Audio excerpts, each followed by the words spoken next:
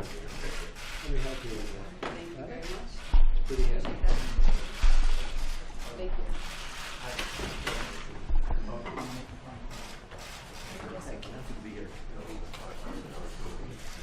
Good morning. Good morning, retailers. My favorite subject, retail. Nice to see you.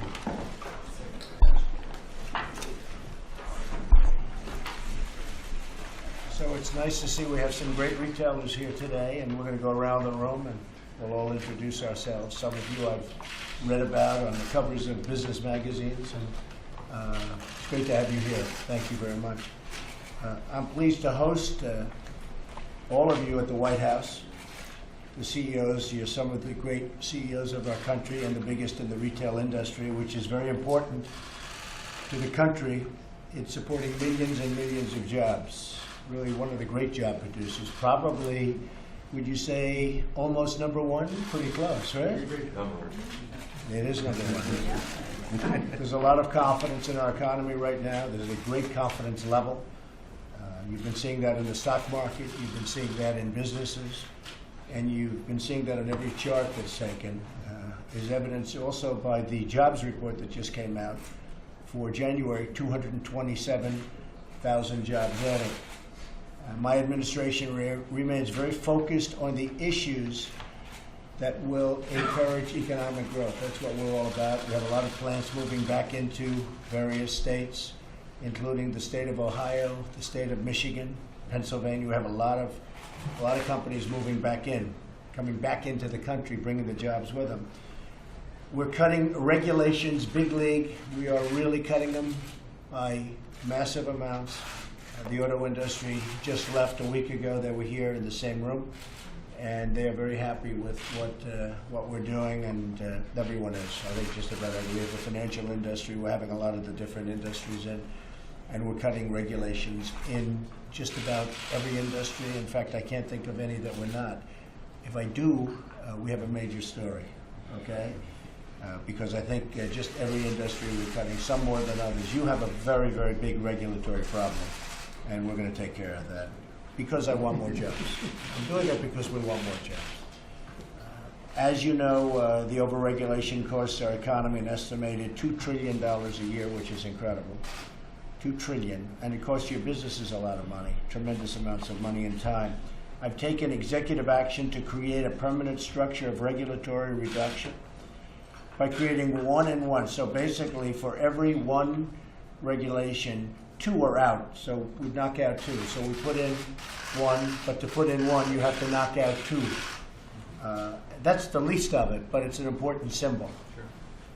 In addition to reducing government regulations, we'll also reform our tax code to help middle-income families and American businesses grow and thrive. Tax reform is one of the best opportunities to really impact our economy. So we're doing a massive tax plan. It's coming along really well. It'll be submitted in the not-too-distant future, and it will be not only good and simpler, it'll be, you're talking about big numbers of saving. And we're talking also middle income and very much for business. And the business is for middle income because you're going to employ a lot of people. So we hope you're going to do that. We're going to provide tax relief for families. We're going to simplify very greatly the tax code. It's too complicated. We're going to bring down the number of alternatives, and I think it's going to be just a much simpler tax code. In fact, H&R Block probably won't be too happy. That's one business that might not be happy with what we're doing. Other than H&R Block, I think people are going to love it. We're going to lower the rates very, very substantially for virtually everybody in every category, including personal and business.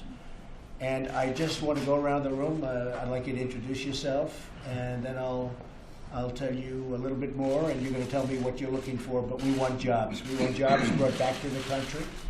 We want them brought back fast. We want you to expand your stores, and you'll tell me why you will or why you won't. And if you tell me why you won't, we'll work on you a little bit, right? Vice President Mike Pence. So go ahead. All right, I'm Jill Salto. I'm with Joanne Fabric and Craft Stores. Good. Art Peck with The Gap. Good, very good. Mayor Jolie with Best Buy. Good, great stuff. I'm Bill Rhodes with AutoZone. Ryan Cornell with Target. Target, right? Stefano Pessina, Walgreens with Greg Sanford with Tractor Supply. Yes. Marvin Ellison with JC Penney. I read a good report on you. Good job. Thank you. So maybe we go around the room a little bit. I guess we can let the press go now, right? Do you suggest that? Go ahead. Thank you all very much. Thank you. We all talk about.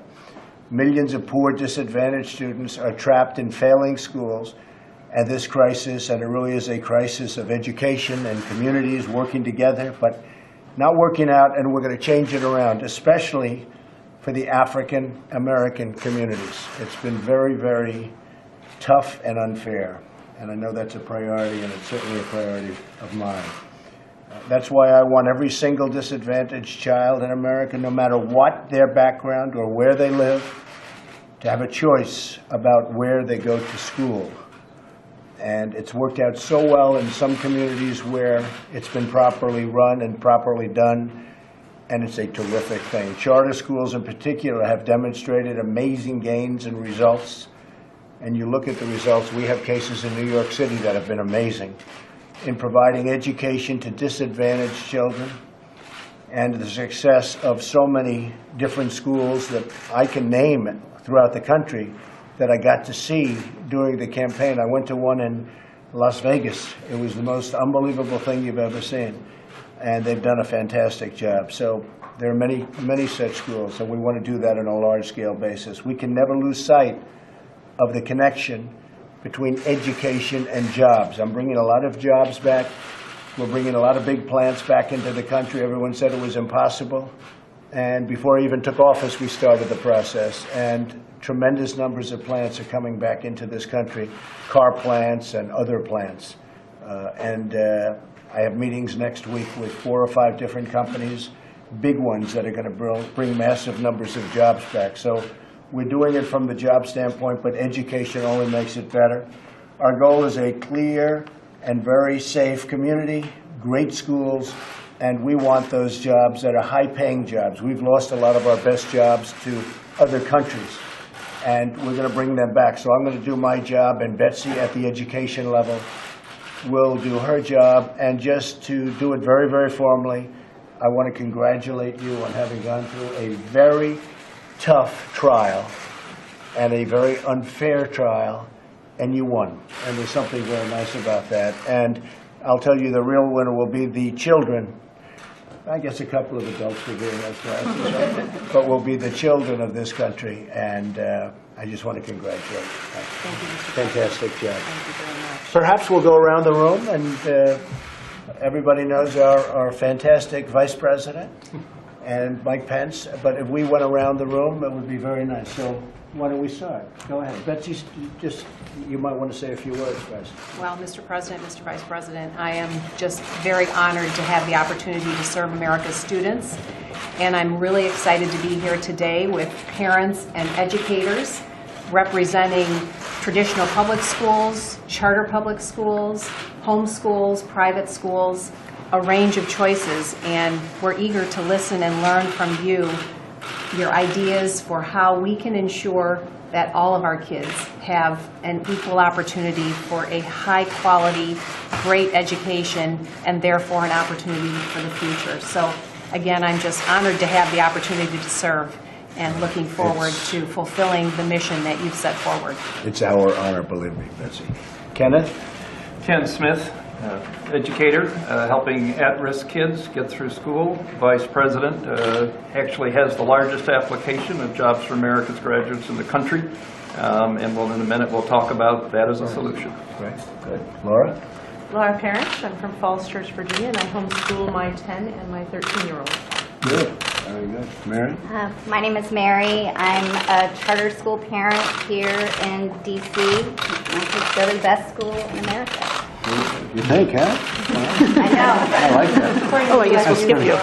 Really? Is that right? Wow. Jennifer? I am Jennifer Coleman. I am from Prince William County, Virginia. I am the mother of 6, and I homeschool my oldest 4. They're grades kindergarten through 7. And before that, I was a private school teacher. Very good. Bartholomew Sorenza. I'm a parent of 7. My kids have gone through both private and public school, and I see differences. And Big difference. big difference. Okay, very good. Good morning, I'm Julie. I teach special education at a public school in New Jersey. Good. Very good, thank you. Hi, I'm Jane Quenville, and I'm a principal of a special ed center in Virginia, serving children ages 5 through 22 with autism and physical and medically fragile conditions. How is that going? Well, Have you seen a big increase in the autism with the children? yes. In fact, our school has shifted its population, so more children with autism, definitely. So what's going on with autism? When you look at the tremendous increase, it's such an incredible, it's really a horrible thing to watch, the tremendous amount of increase. Do you have any idea? And you're seeing it in the school. Yes, I think the statistics, I believe, are 1 in 66, 1 in 68 children are diagnosed with autism. Now it's coming even lower than that, which is just amazing. Well, maybe we can do something. I am Carol Bonilla. I teach Spanish in a private elementary school in Arlington. I teach the students from 4th through 8th grade. Very good, thank you. Good morning, Mr. Vice President, Mr. President. My name is Amy Viana. I'm the parent of 2 children, 5th grade and 2nd grade, and I live right outside of Raleigh, North Carolina in Cary, and I'm also a former educator in public and private schools. Fantastic, thank you. Well, thank you all very much. Let's get going. Thank you, Okay, thank you very much, everybody. Thank you. Thank you very much. What the White House knew or didn't know, and who in the White House knew or didn't know. All I can tell you is that General Flynn, as a national security advisor to the president, continued in that role, and the president also wants me to refer everyone to the comments of Charles Krauthammer last night on a different network, wherein he makes the point that it's not this contact or this incident necessarily, it's the misleading of the vice president or the incomplete information. It's either it's being dishonest or forgetful. Well, I'd like to say that General Flynn had a 30-plus year honorable career in the military. He's one of the chief intelligence officers, key intelligence officers of a generation. And we're sorry for this situation, but the president accepted his resignation. He's moving on. But I understand what you're saying there, Kellyanne, but this is exactly the point. 3 weeks ago, the Justice Department told the White House that General Flynn was misleading the vice president, was misleading the public about his contacts with the Russians. You had that information. The White House had that information, chose to keep General Flynn in his job, chose not to correct the record, chose not to tell the public what they knew about General Flynn's phone calls. How could that be? But George, again, I'm not here to say who knew what when, because first of all, that would be divulging information that is highly sensitive, and secondly, I don't know all the details. I haven't spoken to everyone that you're talking about in that instance. It's a very fluid situation. It was obviously very fluid into the night. We were here very late last night. The upshot of it is that General Flynn did have a conversation with Vice President Pence, apart from what you're saying in printed reports, and General Flynn assured Vice President Pence something that turned out to not be true. And that's really the key here. I think that General Flynn, in the end, decided he was a lightning rod. He did not want to be a distraction, and he tendered his resignation last night because what he had provided the vice president either was a product of misleading information or forgetfulness, and neither one was sustainable long term. Kellyanne, I got to get to the bottom of this here. You asked to come on this morning at the president's request. The president wants you to come out and speak for the White House this morning. Do you know if the president was told 3 weeks ago, when Sally Yates told the White House counsel that General Flynn had been compromised, do you know if the president was told that? I do not know that, George. Do you know if the vice president was told that? I do not know that. Do you know why the White House chose not to correct the record for those 3 weeks? Well, again, you're presuming that all the information you have there is completely factual and who knew what when. And this is very fluid. I mean, the bottom line is that as time wore on, as everybody continued in their roles, it became increasingly apparent, particularly over the weekend when General Flynn clarified his own earlier statement, George, a statement that he had provided to the vice president and that other members of the administration, frankly, went out in public